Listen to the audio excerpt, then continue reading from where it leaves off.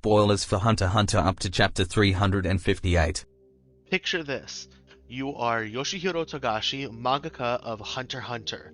You have just finished writing chapter 340. Your main character, Gon, has finally achieved his goal throughout many arcs that are seemingly disparately connected, yet all leading towards that point. And now, your series about the detours along the way to some undefined goal has no defined goal. What do? Well, that's apparently an easy question of Togashi, because he just introduces a completely world-shifting idea that changes our viewers' understanding of what the world even is, and then uses that to reorient towards a new goal that will head the series going forward. Here comes the Dark Continent. Mankind and the known world exists within a gigantic lake called Lake Mobius, and surrounding all the edges of Lake Mobius is a continent of unknown size with unknown dangers and unknown treasures to find. Well, I say unknown, but the reality is mankind has stupidly made and failed at many different expeditions to the Dark Continent. We've thusly been able to learn enough over the years to tell us some things, but mostly why we shouldn't go back. And yet, there are many reasons one might want to go to the Dark Continent. This 18 chapter long period after 340 of Hunter x Hunter is all about the politics behind getting to the Dark Continent and what specifically is spurring on this most recent expedition.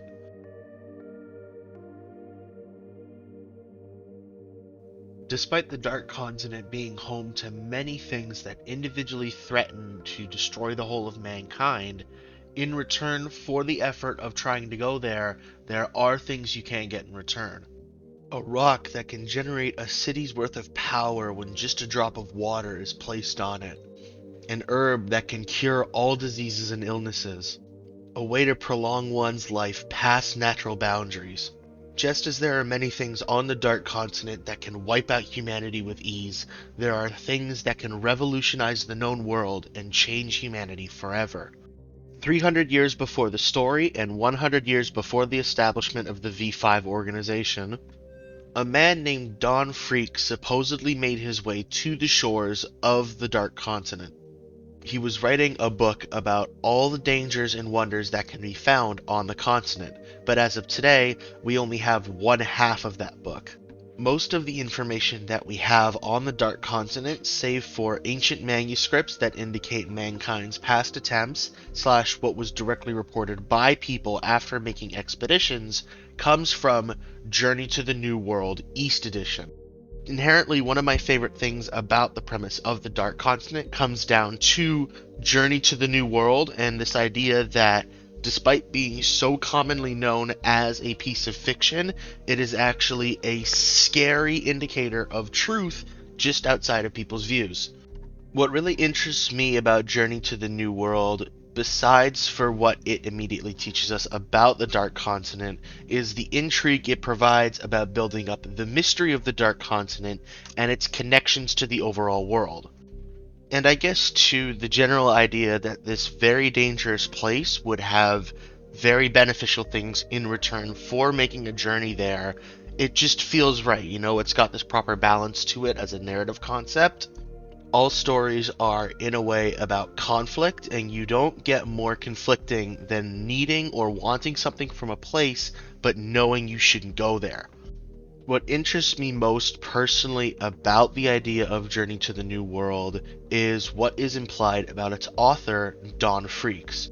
The name Freecss connects the author of this book to the main character Gon and his father Ging. Ging believes that Don is still out there writing the other unfound half of Journey to the New World, and with what we know about the Dark Continent, in theory, if he was able to brave the wilderness there, he could find some things to very well prolong his lifespan, long enough to still be out there and writing this book. Something small I noticed and really liked too is the way that the introduction of Don Freecss brings the story back to its core in a way. Hunter x Hunter is foundationally a story about a boy hunting after his father. And while the whole context for going to the Dark Continent isn't specifically so Ging can hunt for Dawn, Ging is an archaeologist with an insatiable appetite for knowledge, and Don Freecss could very well be a very important member of his lineage that he would want to meet if he could. Thus shifting the focus of the series after Gon meets his father Ging to Ging in a way hunting for another member of the Freecss family. First off, in the modern day, nobody should be going to the Dark Continent. That hasn't stopped a large amount of implied, undocumented visits over the years. But as far as official means, quote unquote, there is a very large roadblock to exploring the Dark Continent in the form of the V5. A man shows up claiming to be the son of former Hunters Association chairman Isaac Netero, saying that he will get anybody to the Dark Continent as long as they're willing to help him get there. The V5 would normally block this at the door, but the main thing is that Beyond Netero is being backed by the Kakhin Empire. No countries within the international conglomerate that is the V5 can specifically officially declare that they are going to visit the Dark Continent. But Kakhin, a country that has only very recently entered the global stage, has enough resources to try and make an expedition like this, and because they're not a part of the V5, they can just do so. The V5 are worried that if they try to stop the Kakhin Empire by force, that it will brew into an all-out war. At the same time as this, the Hunters Association uncovers videos from the late Isaac Netero, basically asking the Hunters Association to go to the Dark Continent and get there before his son Beyond Netero could. The result is Kakhin being hastily pulled into the V5, making it the V6, so they can try to make some sort of collaborative push towards finally colonizing the Dark Continent. This leaves the world at large with many reasons to try and make an earnest effort towards visiting the Dark Continent again. But that doesn't answer the question of how we actually get there.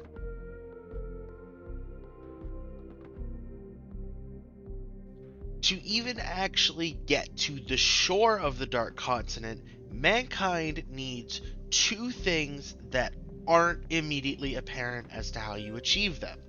Outside the known world, between that and the edge of the beach of the Dark Continent, is this lake that cannot be braved without the help of an entity called the Guide. And in order to pass either into the waters of the Dark Continent itself or onto the Dark Continent, you need a form of permission from an entity called the Gatekeeper. Considering that the Guide and the Gatekeeper haven't been elaborated on since originally referenced, and the fact that at the rate the story is currently going, we probably won't be finding out more about them for a while, let's just somehow assume that any expedition to the Dark Continent inherently has these things needed. So, what's the issue? What comes next? Well, you not only need the resources to ferry a bunch of experts to the Dark Continent, because of course you need to bring your A game when visiting a place like this, you just also need to consider the logistics of all the food you need to bring, all the water you're going to bring. Are there any waste filtration systems that you need? How long might the journey specifically be? Even outside of the specific dangers we learn of on the Dark Continent itself, the question of how do we get there isn't just an ABC kind of thing. So okay, you have everything you need to actually get to the Dark Continent itself, now you're on its beach, what are you going to find there? While we don't have a proper 110% idea of what would be found there, the closest we do have is a flashback from Isaac Netero when he did actually visit the Dark Continent itself. Or at least, this panel in the manga is implied to be his memory of what the surface of the continent was like. Imagine the largest mountains, the thickest forests, the biggest animals, and size them up by like 10 to 20 to 30 times more. This whole continent, not even considering the things we just straight up don't know about what could be inside it, is seemingly a place where mankind is unabashedly at the bottom of the food chain. if not even that, but literally analogous to ants walking around elephants. But, okay, let's assume that somehow you've prepped everything needed to survive the massive life forms that you're immediately going to find when you get on the shore of the Dark Continent. What comes next? What's the next issue?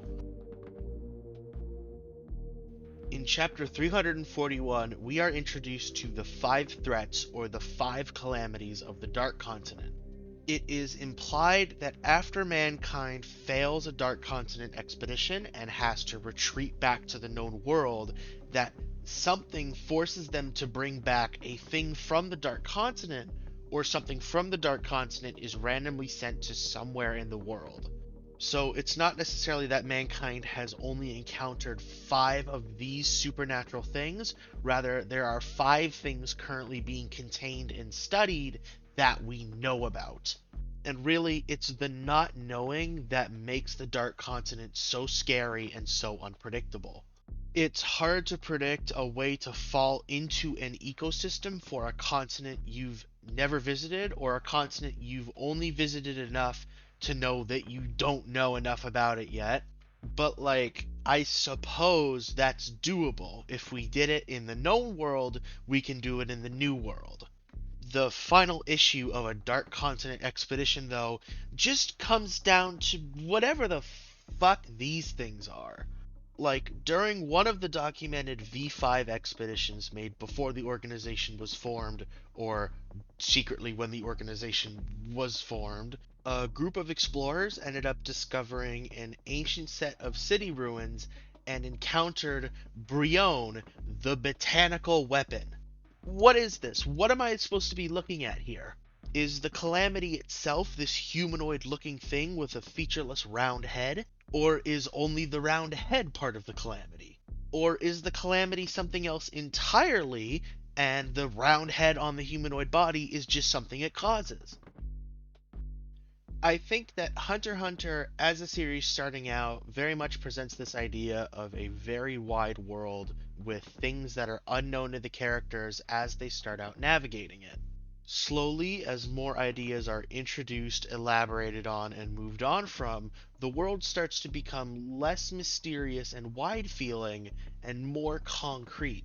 That can lead to the story feeling stagnant to some people, and after Gon completes his goal of meeting his dad, it can especially leave the story feeling aimless and like it really should just end because there's nothing else to do. Except, as Togashi illustrates, by exploring and presenting the idea of the Dark Continent, the world is still filled with adventures and a sense of mystery. It's just that sometimes you don't even know where to look when it comes to them. With the introduction of the Dark Continent and all the treasures you can find on its surface, and all the weird supernatural things that probably exist there, and the implications that mankind might have originated from the Dark Continent, the world stops feeling so small and solved and starts feeling tangibly wide again. Like looking up to the stars and wondering just how many planets are out there in the universe. If Togashi's goal for how to redirect Hunter x Hunter after it reached a form of conclusion was to try and re-inject a sense of adventure into the story, then he more than achieved it with the concept of the Dark Continent. Because just like real life, even if we understand our own little slice of the world, things are so much bigger and so much more mysterious than we could ever know. And doesn't that just make you excited?